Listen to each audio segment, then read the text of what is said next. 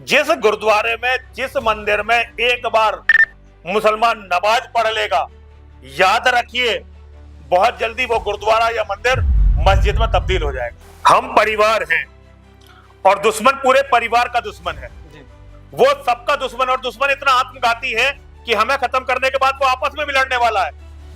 ये बिल्कुल शीशे की तरह साफ लिखा हुआ है। जब तक दुनिया में इस्लाम है, शांति कायम नहीं हो सकती। इस्लाम मेरा या आपका, हमारी नस्लों का दुश्मन नहीं है। इस्लाम संपूर्ण मानवता का दुश्मन है जी। इस विचारधारा को समाप्त करे बिना मानवता जीवित ही नहीं रह सकती।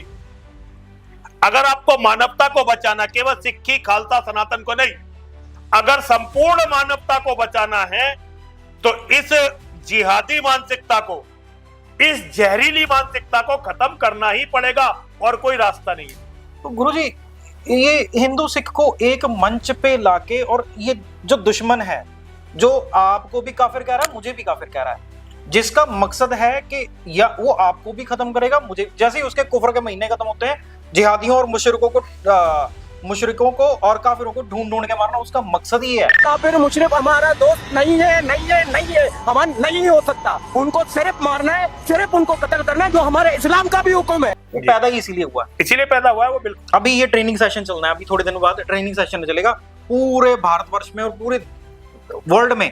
बकरों की गर्दन काटी जाएगी और रख के, वो ट्रेनिंग है।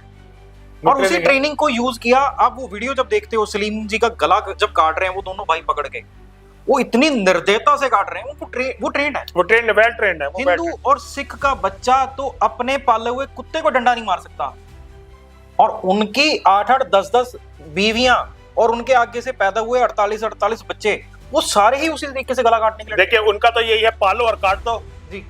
ऐसी वो दोस्ती करते हैं। वो जिससे दोस्ती करते हैं उनका लक्ष्य होता है कि एक दिन इसकी औरतों को कब्जा लेंगे, इन सब का कत्ल कर देंगे। जिस गुरुद्वारे में, जिस मंदिर में एक बार मुसलमान नमाज पढ़ लेगा, याद रखिए बहुत जल्दी वो गुरुद्वारा या मंदिर मस्जिद में तब्दील हो जाएगा।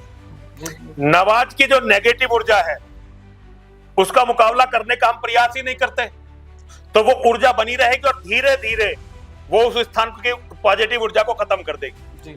तो ये हम सभी को समझना पड़ेगा। इस्लाम को समझे बिना हम बचने का रास्ता नहीं निकाल सकते।